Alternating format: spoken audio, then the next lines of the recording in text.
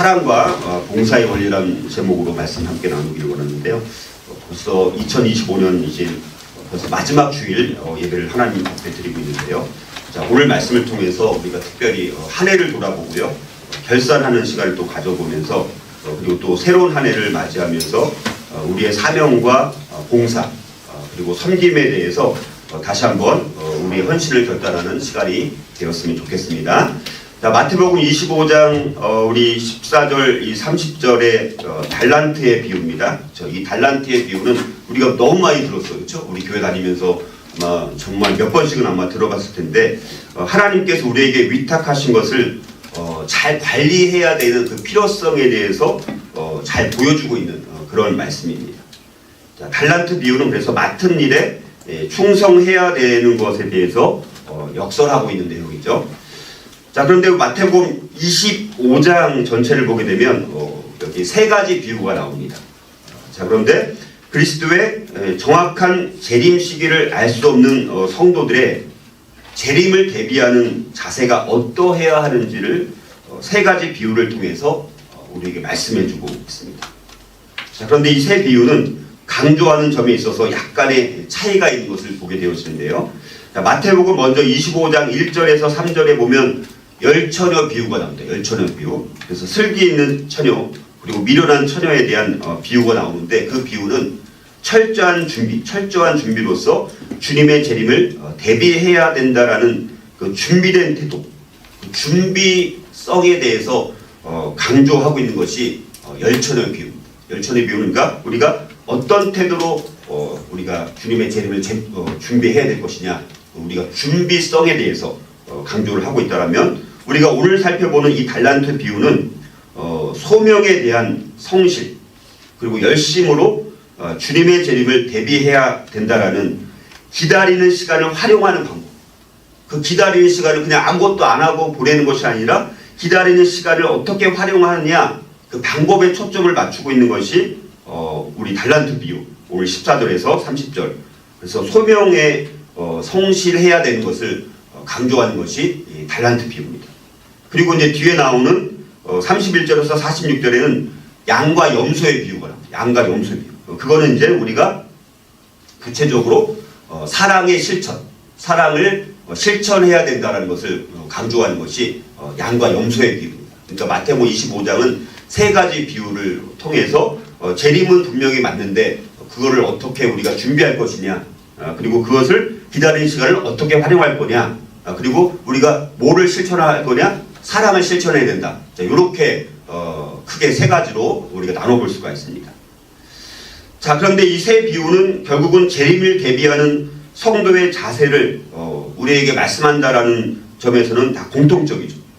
다 같이 주님이 재림하시는 시점을 알지 못한다는 사실, 그리고 주님이 갑자기 오신다는 사실, 그리고 마지막 심판 시점에서 주님과 더불어서 즐거움을 누리는 자와 또 쫓겨나서 통곡하는 자 두 부류로 확연히 분리된다라는 것을 강조한다는 점에서는 공통점을 갖고 있다는 것입니다.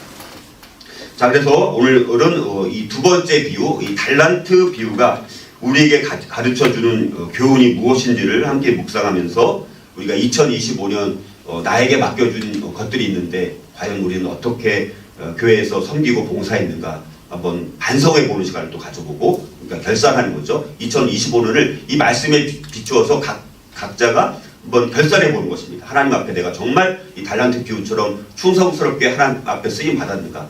그렇다면 새로운 한 해를 맞이하면서 우리는 어떤 결단을 가지고 이 달란트 비유를 통해서 내년에는 아니면 남은 우리 인생 가운데 어떻게 하나님 앞에 우리가 봉사하면서 섬기면서 살아갈 것인가를 다시 한번 우리가 돌아보면서 결단하는 시간이 되었으면 좋겠습니다. 자, 그렇다면 우리 한 해를 결산하고 새로운 한 해를 맞이하면서 사명과 봉사의 원리 어떻게 적용해야 할까요? 자, 첫 번째는요.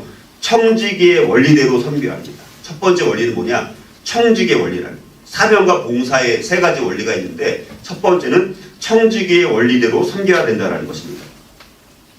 자, 교회를 통해서 우리가 세상이나 아니면 다른 지체들을 향해서 해야 할 중요한 책임이 무엇일까라고 한다면 그것은 바로 이 봉사라는 것입니다. 섬김이라는 디아코니아라고 해요. 디아코니아.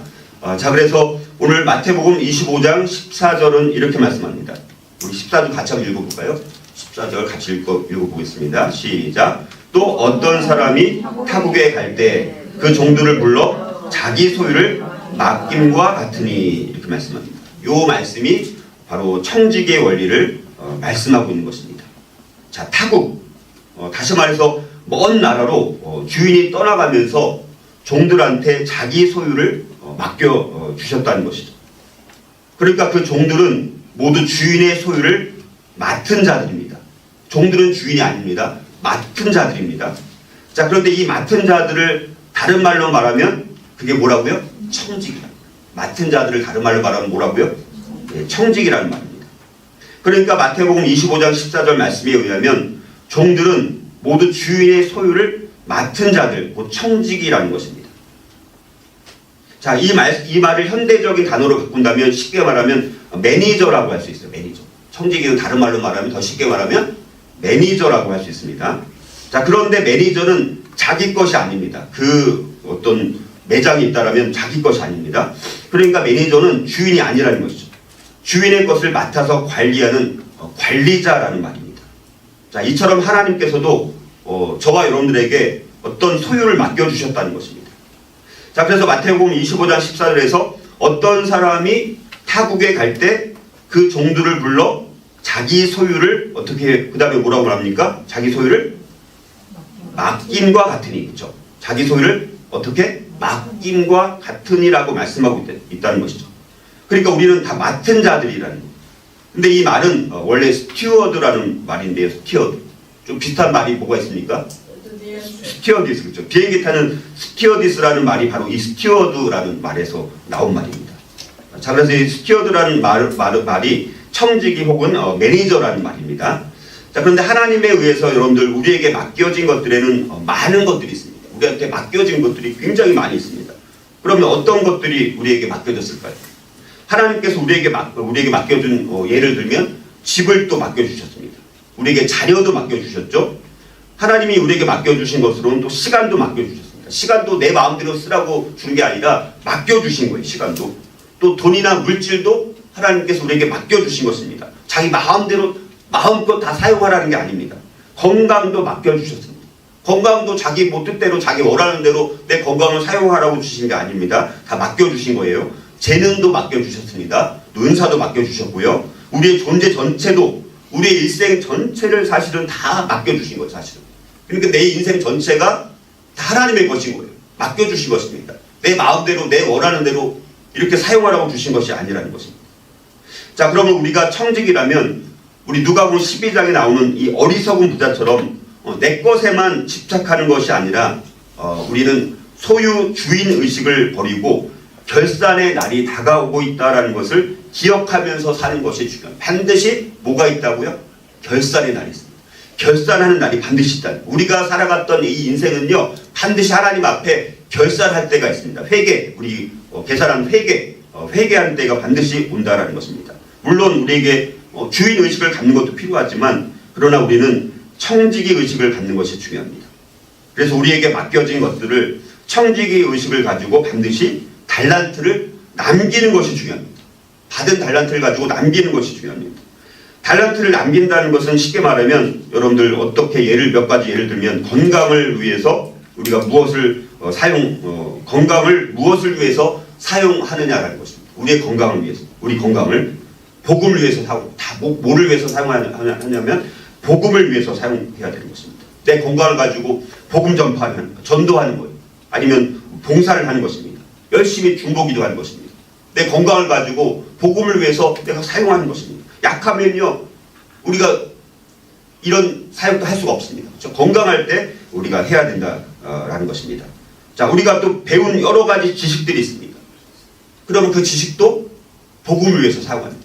내가 가르칠 수 있는 어떤 지식을 많이 갖고 있습니다. 그럼 자기만 알고 끝나는 것이 아니라 그걸 뭐 성경 공부하는 데 가르치거나 아니면 다른 우리 학생들을 가르치거나 이런 데 사용을 해야 된다는 것이죠. 내가 재산을 갖고 있습니다. 그것도 복음을 위해서 사용하는 것입니다. 우리가 재물이 있으면 좋은 게 뭡니까? 친구를 사귀기에 좋아요. 물질을 가지고 친구를 자꾸 사귀면서 물질을 통해서 계속해서 도움을 주거나 뭐 사주고 이렇게 하면서 우리가 그 사람을 하나님께로 우리 교회로 나오게 할 수 있는 그런 곳으로 사용할 수 있다는 것이죠. 아니면 교회 하나님 나라를 위해서 사용하도록 우리가 물질을 헌신할 수도 있고, 우리가 권력이 있어요. 어떤 사람은 권력이 있습니다.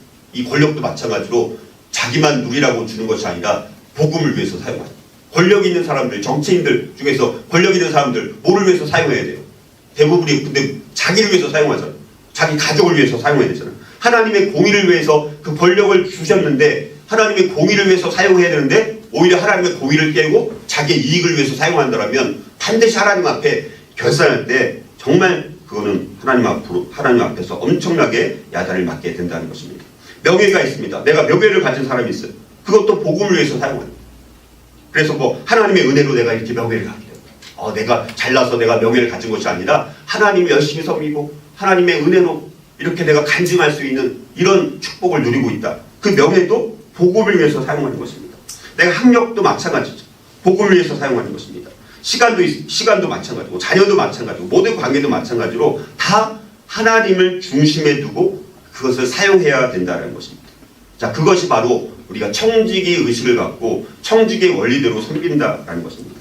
저와 여러분이 매년 그리고 우리 남은 인생 가운데서 우리에게 이렇게 맡겨진 것들이 많이 있습니다. 제가 예를 들지 않은 것도 많은 예들이 분명히 있을 거예요. 그런 것들을 여러분들이 묵상하면서 그 맡겨진 것들로 우리가 청지기의 원리대로 우리가 섬길 수 있다면 그것이 하나님 앞에 우리가 회개하고 결산할 때 반드시 우리가 하나님 앞에 칭찬을 받게 된다는 사실입니다. 자, 두 번째로 우리 한 해를 결산하고 또 새로운 한 해를 맞이하며 사명과 봉사의 원리 또 어떻게 적용해야 할까요? 두 번째는요, 재능의 원리대로 또 섬겨야 돼요. 두 번째는 재능의 원리대로. 자, 15절은 이렇게 말씀합니다. 각각 그 재능대로 한 사람에게는 금 5달란트를, 한 사람에게는 2달란트를, 한 사람에게는 1달란트를 주고 떠났더니 이렇게 말씀합니다. 자, 이거는 재능의 원리를 말씀하고 있는 거예요. 자, 이 말씀을 보면 맨 처음에 각각 무엇대로라고 말씀하고 있습니까? 무엇대로? 재능대로. 분명히 뭐라고 말씀한다고요? 재능대로. 그렇죠? 그러니까 재능대로 각각 다르게 맡겨주셨다는 거예요. 그러니까 주인은 종들에게 각각 재능대로 달란트를 맡기고 떠나게 되었습니다. 자, 그래서 하나님은 우리 모든 그리스도인들에게 자연적인 재능이라든가 영적인 은사들을 각각 다르게 맡겨주셨습니다. 우리 모두는 다 재능들이 있어요. 아니면 구원받은 이후로 우리에게는 은사가 주어집니다. 그것이 그런데 다 똑같이 주어지는 것이 아니라 다 다르게 주어진다는 거예요. 그래서 우리가 여기서 꼭 기억해야 될 것은 하나님의 평가는요, 절대 평가가 아니라 상대 평가라는 것입니다. 자, 하나님은 그래서 우리 모든 그리스도인들에게 세 가지를 말씀드릴 텐데, 첫 번째는요, 자연적인 재능을 주셔서 자연적인 재능. 이거를 천부적인 재능이라고도 말하고요, 그냥 재능이라고도 말하고, 달란트라고 말하는 것이 바로 이겁니다. 타고난 재능이에요. 타고난 재능. 자, 이 자연적인 재능은 사람에게 태어날 때 주어져서 뭔가를 이룰 수 있게 하는 능력이나 기술이나 소질이나 재주를 말하는 것이 이 자연적인 재능이라는 것입니다. 그래서 이것은요, 이 자연적인 재능은 육체적인 출생과 함께 받는 거예요. 육체적으로 출생하면서부터 받는 거예요. 그러니까 이거는 그리스도인이든 그리스도인이 아니든 모든 사람에게 하나님께서 주신 것이 뭐라고요? 자연적인 재능이라는 거예요. 그래서 어떤 사람은 태어날 때부터 뭐를 잘해요? 막 노래를 너무 잘해요. 음악을 너무 잘합니다. 또 어떤 사람은 처음부터 미술을 너무나 잘 그리는 거예요. 또 어떤 사람은 처음부터 막 운동을 너무 잘해요. 태어날 때부터. 그러니까 천부적인 재능을 갖고 태어나는 거예요. 이거는 믿는 사람이든 믿지 않는 사람이든 누구에게나 다 이제 재능이 있다는 거죠. 하나님으로부터 받은 어떤 재능이 다 있다는 것입니다. 자, 두 번째는 그런데 우리가 어떤 사람들은 재능이 없는데도 어떤 거를 잘하는 경우가 있습니다. 그거를 이제 우리가 습득된 기술이라고 합니다. 습득된 기술. 이건 뭔가를 성취하기 위해서 배워서 취득한 거예요. 배워서 취득한 능력이나 기술이나 재주나 소질을 말합니다. 피아노를 잘 치는 재능은 없어요. 천부적인 재능은 없어.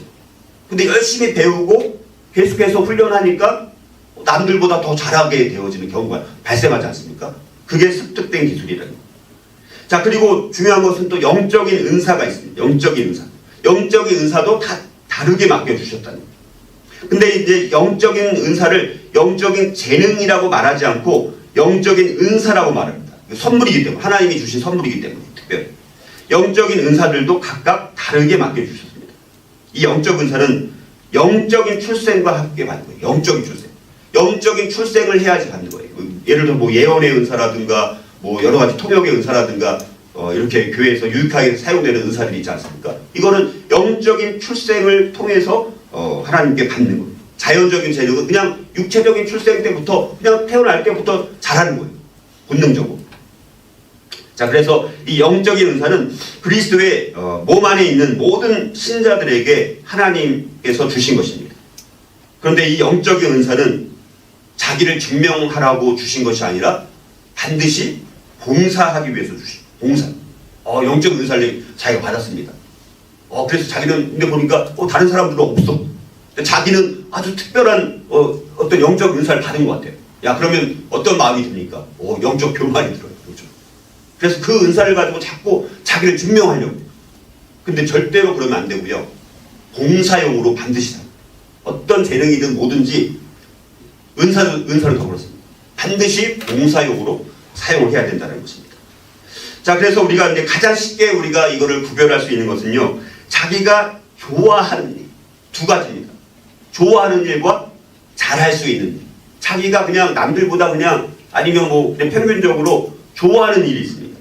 잘할 수 있는 일이 있습니다. 그래서 우리가 교회에서 봉사할 때는요, 내가 좋아하는 일, 잘할 수 있는 일을 할 때 기쁨과 열매를 거둘 수가 있게 됩니다. 자신이 좋아하는 일과 잘할 수 있는 일을 해야 된다는 것이죠. 그래서 교회에서 봉사할 때 아무거나 하면 안 돼요. 사실은 아무거나 하면 안 됩니다. 교회 안에서 우리가 잘할 수 있는 일, 좋아하는 일을 가지고 봉사를 해야지만 좋다라는 것입니다. 교회에서 봉사하되 자신이 잘할 수 있는 일, 좋아하는 일을 가지고 우리가 봉사를 해야 된다는 것입니다. 그럴 때 기쁨이 있습니다. 그런데 우리가 어떤 일을 재미가 없어요. 자기한테 너무 재미없는 일이에요. 그리고 자기가 제일 또 못하는 일입니다. 그러면 어떻게 됩니까? 억지로 하게 됩니다. 억지로 하면 어떻게 됩니까? 금방 힘들어요. 금방 지칩니다. 너무 무거워요. 자기도 너무 좋아하지 않고 잘하지도 않는 일을 맡아서 막 하게 되면 힘들고 지친다는 거예요. 무겁다는 거예요. 자, 그래서 자신에게 맞는 사역을 찾아서 하는 것이 굉장히 중요합니다. 그래서 우리가 반드시 재능과 은사를 따라 봉사하는 것이 그래서 중요한 원리라는 것입니다. 물론 습득된 기술처럼 어떤 봉사를 하는데 내가 재능은 없지만 내가 근데 열심히 한번 배워보리라. 그래서 열심히 배우면서 또 그걸 섬기면 그걸 통해서 또 하나님께서 개발시켜 주실 것 같고 그걸 통해서 몸된 교회 공동체에 또 도움을 줄 수도 있어요. 그러니까 우리가 재능이든 은사든 습득된 기술이든 어떤 것이든 우리가 잘하고 우리가 좋아하는 일을 중심으로 우리가 교회에서 섬기게 되면 거기서 기쁨도 생기고 또 열매도 반드시 또 맺게 되어지고 보람이 생기는 것을 보게 됩니다. 자, 그래서 우리가 우리 교회 각각 여러 가지 직분도 맡고 여러 가지 우리 팀도 맡아서 우리가 사역을 하는데 2026년도에 이런 재능의 원리대로 우리가 또 근데 조금 부족한 것이 있으면 아까 말씀드렸던 것처럼 습득된 기술처럼 해서 더 배우고 더 기도하면서 우리가 섬기게 된다면 기쁨도 또 생기고 열매도 생깁니다. 봉사하는 것이 막 너무너무 힘들고 지겨우면 그거는 힘들어. 근데 봉사할 때 기쁨이 있습니다. 내가 그냥 아무도 안 보는데 내가 막 섬겨요. 근데도 내 안에 뭐가 생긴다고요? 기쁨이 생깁니다. 남을 위해서 섬기는데 기쁨이 생기는 거예요. 그게 그리스도인의 생명이 있는 사람들은 남을 위해서 그렇게 막 헌신하고 열심히 하고 고생해서 하더라도 보람이 있고 기쁨이 있고 열매가 생기니까 또 더 하는 거예요. 그럴 때 교회 공동체가 각각 모든 성도들이 각각의 재능대로 은사대로 이렇게 섬기게 된다면 얼마나 교회가 우리가 풍성해질까 우리가 이런 것들을 기대해보는 우리 한 해가 되었으면 좋겠습니다. 자, 한 해를 또 결산하고 또 새로운 한 해를 맞이하면서 사명과 봉사의 원리 또 어떻게 적용해야 될까요? 자, 세 번째가 또 중요합니다.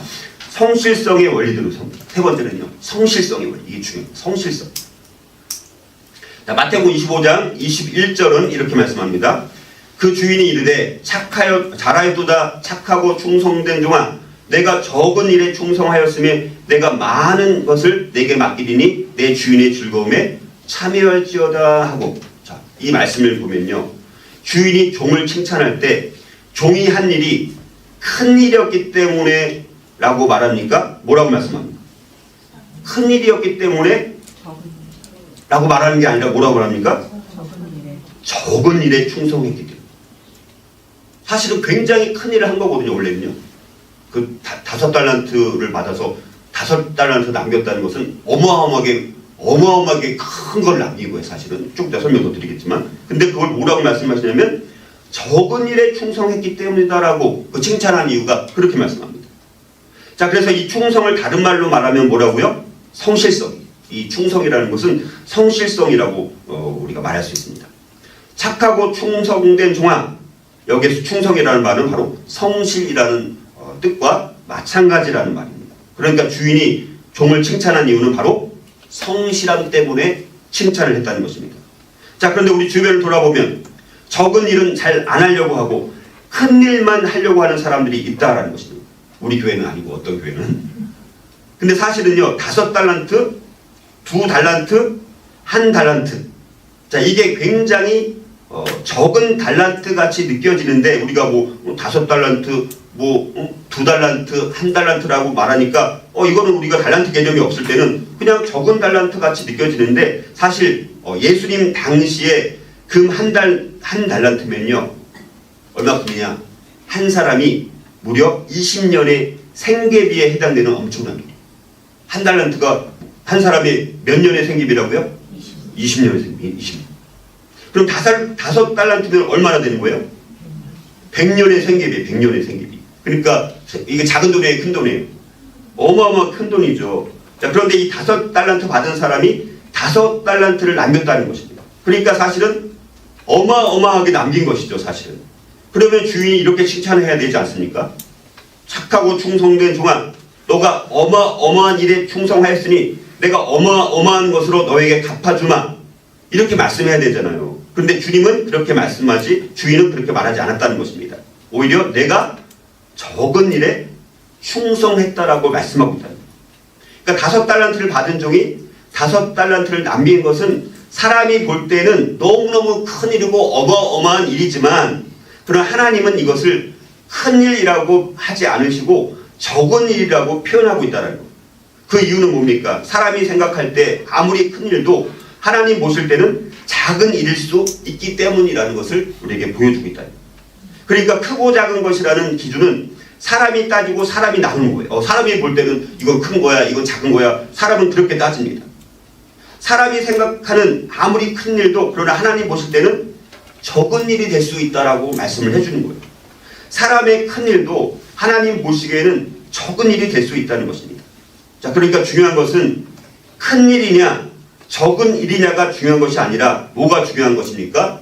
그 일 앞에 맡겨준 그 일 앞에 내가 얼마나 성실하게 충성하게 하느냐가 중요하다는 것입니다. 그런데 우리가 교회 봉사를 보면 어떤 사람은 우리가 너무 눈에 띄거나 뭔가 빛나는 그런 일만 하려고 하는 사람들이 옆에 있는 어떤 교회는 한다는 것입니다. 그러나 하나님 보시기에는 다 같이 중요한 거예요. 그리고 사실 적은 일이 훨씬 더 중요할 수 있다는 것입니다. 그래서 뭐 우리 어떤 경우에는 촌 바깥에서 봉사하는 사람들도 있을 수 있고, 어떤 분들은 또 화장실을 열심히 막 보이지 않는 곳에서 열심히 청소하는 분들도 계시다라는 것입니다. 그런데 이런 것들을 하나님은, 우리도 감동하는데 하나님도 당연히 감동하신다는 거죠. 그렇게 작은 일을 열심히 할 때, 그걸 성실히 할 때, 누가 보지 않아도 내가 맡겨준 일을 내가 성실히 감당할 때 하나님은 거기에 감동을 받으시는, 사람도 마찬가지지 않습니까? 자, 그래서 적은 일 같은 이런 것에 대해서 오히려 우리가 귀한 봉사를 한다라는 인식을 갖는 것이 우리에게 너무너무 중요하다는 것입니다. 자, 이런 것은 사람 앞에 튀거나 잘 나타나지 않을지는 모르지만, 그러나 오히려 하나님 보실 때는 더 소중히 여기시는 귀한 섬김이라는 것을 하나님께서 인정해 주신다라는. 중요한 것은 뭡니까? 성실이 중요합니다. 막 어떤 것을 맡겨줬는데 그냥 1년 내내 그 맡은 직분이든 어떤 그 사역이든 전혀 관심을 갖지 않고 이런 게 아니라 작은 일이라도 열심히 섬기는 그 섬김을 하나님께서는 기뻐하신다는 사실을 기억을 해야 된다. 하나님은 작은 것, 적은 일에 대해서 우리가 얼마나 성실해야 할지를 말씀하시는 것. 그래서 교회 봉사를 할 때 이 적은 것에 대한 봉사가 더 필요할 수 있다는 사실입니다. 하나님은 작은 것, 적은 일에 대해서 우리가 얼마나 성실할 수 있는가를 보신다라는 것입니다. 그러므로 우리는 우리의 사명 실현을 위해서 교회 사역의 장뿐만 아니라 더 나아가서 우리 직업의 장에서도 성실성을 가지고 나에게 맡겨준 내가 아까 말씀드렸던 재능이든 습득된 기술이 있든 그 전문성을 가지고 열심히 일하는 것이 너무너무 중요하다. 그래서 시편 78편 70절에서 72절에 이렇게 말씀합니다. 다윗에 대해서 말씀하면서 또 그의 종 다윗을 택하시되 양의 우리에서 취하시며 젖 양을 지키는 중에서 그들을 이끌어내사 그의 백성인 야곱 그의 소유인 이스라엘을 기르게 하셨더니 이에 그가 그들을 자기 마음에 완전함으로 기르고 그의 손에 능숙함으로 그들을 지도하였도다 이렇게 말씀합니다. 자, 여러분들 이 말씀을 보면요, 하나님이 다윗을 세우신 이유가 뭐냐면 두 가지로 나오는 거예요. 하나는 뭡니까? 성실함입니다. 완전함이라는 것이 성실함으로 양을 키웠다. 이 이스라엘 백성들을. 그리고 또 하나는 능숙함이라는, 이건 전문성을 말하는. 그래서 성실함과 능숙함, 전문성 때문에 다윗을 세우셨다라고 말씀합니다. 자, 그러므로 우리 하나님께서 저와 여러분에게 주신 것에 우리가 충실하고 성실해야 되는 것이 중요합니다. 하나님은 우리가 할 수 있는 능력 이상을 기대하지 않는 거예요. 보상은 우리가 충성한 것에 기초한 것이지 엄청나게 어떤 많은 업적을 남긴 것에 대해서 보상을 하시는 게 아니라는 거, 하나님은요. 이걸 우리가 오해하면 안 된다는 거예요. 생산성도 물론 중요하지만 이거는 2차적인 거예요. 생산성은 2차적인 거예요. 그러니까 우리가 열심히 한 것에 대해서 그것이 한 달란트가 됐든 두 달란트가 됐든 남긴 것에 대해서는 하나님께서 우리가 열심히 하면 돼요. 그것이 엄청나게 많이 남기면 물론 더 좋겠지만 적게 남겼을지라도 내가 성실했다라면 그것으로 족하다라는 것을 우리가 인식하는 것이 너무너무 중요한 거예요. 자, 그래서 마태복음 25장 우리 14절 30절에 나오는 이 5달란트, 2달란트로 장사를 잘한 종들에게는 상급의 차이점이 없다는 거예요. 5달란트를 받아서 5달란트를 남긴 사람이나 2달란트를 받아서 2달란트를 남긴 사람이나 5달란트를 남긴 사람이 더 칭찬을 받는 이런 게 아니라는 거예요. 그거는 상관없다는 거예요. 상급의 차이점이 없습니다. 열심히 둘 다 열심히 성실하게 맡겨준 거를 한 거예요. 그래서 많이 남긴 결과보다도 착하고 충성된 종이었기 때문에 상을 주셨다는 것입니다. 자, 그래서 하나님께서는 우리를 성공하라고 불러주신 것이 아니라 충성하라고 불러주셨다는 거예요. 근데 우리는 자꾸 뭘 하려고 해요? 성공하려고 해요. 성공하려고 하다 보니까 이게 힘들어지고 실패했다고 생각하게 되어진 거예요. 근데 하나님은 우리에게 충성하라고 부른 거지 너 성공해. 세상 사람들이 보는 것처럼 세상적인 가치관처럼 성공하라고 불러주신 것이 아니라는 사실입니다. 재능이라는 것은 기회라는 측면이에요. 기회. 그 재능을 가지고 기회니까 나한테 주어진 기회니까 그 기회를 가지고 내가 얼만큼 그 기회에 충성했느냐가 상을 결정한다라는 것입니다. 그런데 우리가 성공을 추구하고 사람의 인정을 추구하면 반드시 우리가 흔들리게 되어져 있고 거기서 우리가 어려움을 당하게 되어지고 우리가 아예 일을 포기하게 되는 그런 가능성이 많다라는 것입니다. 자, 인간에게는 각기 고유한 능력과 한계가 있다는 것이죠. 하나님은 그 공적의 결과가 아니라 맡은 바 직분대로 열심을 다한 정도에 대해서 상급과 심판을 행하신다. 그러니까 주님이 기뻐하신 것은 우리의 재능이나 은사가 크든 작든 상관없이 나에게 맡은 일에 충성을 다하면 되는 거예요. 근데 우리는 내 자신의 재능이나 은사를 작은 것, 이건 필요 없는 것처럼 막 가볍게 여기고 맡은 사명을 게을리 할 가능성이 많다라는 것을 우리가 다시 한번 돌아보며 그것도 이걸 하나님 앞에 큰 죄구나. 내가 잘못 오해하고 있었네. 내가 잘못 착각하고 있었네. 나는 성공을 추구했었구나. 나는 그냥 무조건 엄청나게 많은 열매를 맺으려고만 내가 집중했구나. 자, 이거를 우리가 다시 한번 돌아보면 우리가 봉사의 태도가 어떠해야 되는지를 다시 한번 우리가 돌아볼 수 있다는 것입니다. 여러분들 주님께서는 또 누가복음 19장 17절을 보면요. 은 또 열 문화 비유도 비슷하게 나오는 거기 말씀을 보면 뭐라고 말씀하냐면요. 주인이 이르되 잘하였다 착한 종이여 내가 지극히 작은 것에 충성하였으니 10골 권세를 차지하라 이런 말씀이 있습니다. 자, 이거는 이기는 성도 그러니까 말씀대로 순종하면서 승리하면서 이기는 성도로 살았던 사람들이 나중에 새하늘과 새 땅에서 그리스도를 위해서 우주를 감독하고 관리할 책임을 부여받게 될 것이라는 엄청난 말씀이 주어지고 있습니다. 사도 바울도 마찬가지입니다. 사도 바울은요, 고린도 교회에 보내는 편지에서 우리가 천사들의 일과 임무를 정하고 감독하게 될 것이라고 그렇게까지 말합니다. 고린도전서 6장 2절 3절을 보니까 성도가 세상을 판단할 것을 너희가 알지 못하느냐? 세상도 너희에게 판단을 받겠거든 지극히 작은 일 판단하기를 감당하지 못하겠느냐? 우리가 천사를 판단할 것을 너희가 알지 못하느냐? 그러하거든 하물며 세상 일이라. 이렇게 말씀하고 있습니다. 자, 이렇게 성경에 도리게 주는 교훈이 뭡니까?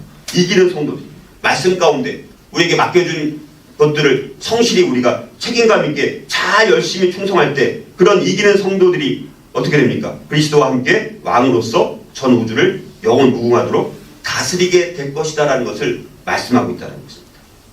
자, 오늘 우리 달란트 비유를 통해서 살펴본 것처럼, 자, 주인으로부터 5달란트와 2달란트를 받은 종은 즉시로 나가서 열심히 일함으로 인해서 칭찬과 함께 주인의 즐거움에 참여하는 축복을 누리게 되는 것을 보여주고 있는 반면에, 그러나 1달란트를 받아서 게으르게 그냥 땅에 묻어둔 종은 칭찬은커녕 엄한 책망과 함께 바깥 어두운 곳으로 쫓겨나는 심판을 받게 되는 것을 우리가 보게 됩니다. 자, 이처럼 우리 모든 성도들도 주님께서 재림하실 때 이와 동일한 회개를 거쳐서 충성한 자는 생명의 부활에, 또 불충하고 게으른 모든 자들은 심판의 부활로 나아오게 된다라는 사실입니다. 따라서 우리 모든 성도들은 이 땅에서 부지런히 하나님의 나라와 복음을 위해서 충성함으로 인해서 5달란트와 2달란트를 남긴 종처럼 주님의 후한 칭찬과 함께 더 큰 즐거움과 영광으로 나가는 축복을 우리가 누릴 수 있어야 된다라는 것입니다. 자, 결론을 맺습니다. 자, 그래서 우리가 다시 한번 봉사의 동기를 좀 더 쉽게 우리가 아주 좀 적용해서 말씀을 한다면, 내가 하는 봉사가 2가지입니다.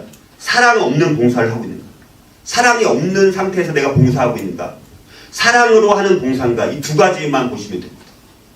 그러면 내가 어떤 태도로 봉사하는지 알 수 있습니다. 자, 그래서 이 2가지 비유를 들면 쉽게 이해할 수 있습니다. 자, 그럼 사랑 없는 봉사로 하는 사람은 봉사의 근거가 뭐냐? 의무가 뭐예요? 의무가. 내가 이거 그냥 해야만 돼. 그냥 의무가.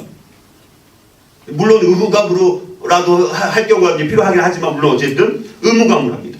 근데 사랑으로 하는 봉사는요, 순종의 마음으로 해요. 순종의 마음. 하나님을 내가 섬긴다는 그냥 기본적인 태도를 가지고 봉사를 합니다. 사랑 없는 봉사는요, 봉사의 동기가 또 뭐냐면 다른 사람의 시선이에요. 다른 사람의 시선. 이 쉽게 말하면 내가 봉사를 안 하면, 이런 식으로 아니면 봉사를 내가 또 안 하면, 이 정도 내가 시간도 내지 않으면 다른 사람들이 뭐라고 하지 않을까? 그런 염려 때문에 봉사하는 경우가 있어요, 없어요? 있습니다. 이게 이제 사랑 없는 봉사입니다. 자, 그러나 사랑으로 하는 봉사는 뭐냐? 하나님의 시선을 보는, 하나님의 시선. 하나님과 영적인 사귐과 하나님 한 분만이 궁극적으로 우리의 정말 심중을 보신다는 것을 이해하기 때문에 봉사합니다. 하나님의 시선 때문에. 하나님께서 기뻐하시는 거니까. 하나님께서 원하시는 거니까. 하나님께서 보시니까. 그런 마음으로 합니다.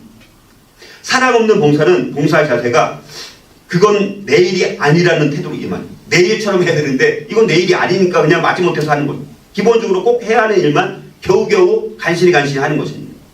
그러나 사랑으로 하는 봉사는, 봉사의 자세가 어떤 일이든지 자발적으로 하고자 하는 적극성을 갖고 참여하는 것이죠. 꼭 해야 한다고 요구받는 일 이외의 것도 찾아서 하는 경우를 말합니다. 자, 또 사랑 없는 봉사는요, 사역의 관심이 나의 유익이에요. 자기의 유익. 자기의 계획에 따라서 일을 합니다. 자기 계획에 따라서만 일을 합니다. 그 일이 또 나에게 어떤 유익이 있는가? 거기에 관심을 두고 유익이 된다라면 하는 거예요. 그러나 사랑으로 하는 봉사는 하나님의 유익이에요. 하나님의 유익. 주님께서 지금 나에게 하시는 일이 과연 뭘까? 어떻게 내 삶이 주님을 영화롭게 할까? 주님께서 주신 능력을 가지고 오늘도 어떻게 다른 사람의 삶에 좋은 영향력을 줄 수 있을까? 라는 관심을 가지고 하나님의 유익을 염두에 두고 그 사역에 관심을 갖는 거예요. 또 사랑 없는 봉사는요, 봉사의 정신이 나의 자부심입니다. 나의 자부심. 사랑이 없이 봉사할 때는 그 일에 대해서 야, 내가 저 일을 해냈어. 나는 참 대단한 일을 할 수가 있는 사람이구나. 나 참 대단하지 않아? 나 좀 봐주세요. 이런 태도입니다. 그러나 사랑으로 하는 봉사는요, 봉사의 정신이 겸손해요, 겸손.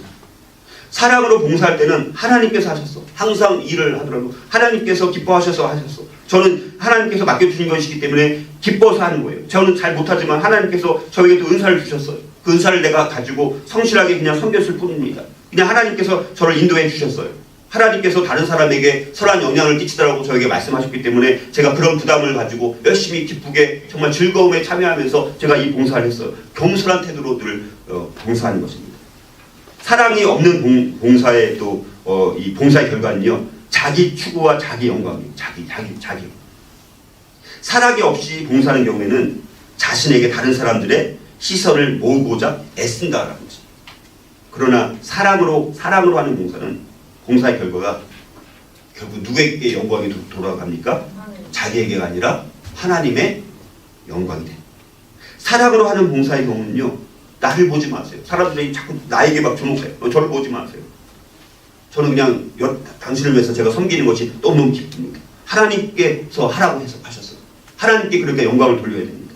하나님은 너무너무 좋으신 분이십니다. 하나님께 영광을 돌리세요. 저를 보지 마세요. 이렇게 말하는 공동체가 다 이렇게 사랑으로 하는 봉사로 만약에 섬긴다면 그런 교회 정말 천국과 같지 않을까? 우리가 그런 기대를 해보면서, 그래서 여러분, 교회에게 생명이 있으려면요, 우리 공식이 있습니다. 교회의 생명은 사랑 더하기 은사, 재능, 아까 말씀드렸던 사랑 더하기 은사나 재능이나 뭐 습득된 기술이나 그리고 열심히 섬기는 거, 이게 합쳐지면 교회의 생명력이 있습니다. 다 사랑으로 섬기는 거. 맡겨준 것들에 대해서 내 재능대로, 내 은사대로, 아니면 내가 습득된 기술을 통해서 내가 열심히 또 그걸 내가 더 잘 섬기기 위해서 또 열심히 또 배우는, 이런 것들이 합쳐지면 교회에 생명력이 넘치게 되어지고, 그런 교회를 하나님께서 기뻐 받으시고, 우리가 2026년도에 우리 교회 공동체가 정말 하나님 앞에 더 귀하게 쓰임 받으려면 이런 사랑 더하기 은사라는 생명의 공식을 통해서 우리 교회 공동체가 생명이 넘치는 교회가 되어서 2026년도에는 정말 우리 교회가 계속해서 기도하는 것처럼, 이제는 물론 준비하는 것도 중요한, 여전히 준비해야 돼요. 그러나 우리가 준비된 것을 가지고 이제 우리도 마찬가지로 교회 공동체적으로 우리만 갖고 있으면 안 되는 거죠. 이걸 가지고 섬겨야 돼요. 우리 교회에서 준비한 것이 너무너무 많잖아요. 너무너무 귀한 콘텐츠, 우리가 진리, 커리큘럼까지 다 개발하고 이걸 또 PPT로 다 만들어 놓은 이 엄청난 자료들을 이제는 우리 한국 교회를 위해서, 다른 또 공동체를 위해서 섬기는 우리가 교회 공동체가 되기 위해서는 우리 한 사람 한 사람 모두가 오늘 말씀 살펴봤던 것처럼 이 사명과 봉사의 원리, 청직의 원리, 재능의 원리, 성실성의 원리를 가지고 이 원리대로 섬길 때 우리가 기도하는 이 놀라운 열매들이 풍성하게 맺혀질기를 기대하면서 다시 한번 저와 여러분들이 하나님 앞에 이렇게 귀하게 쓰임받을 수 있기를 주님의 이름으로 축복합니다.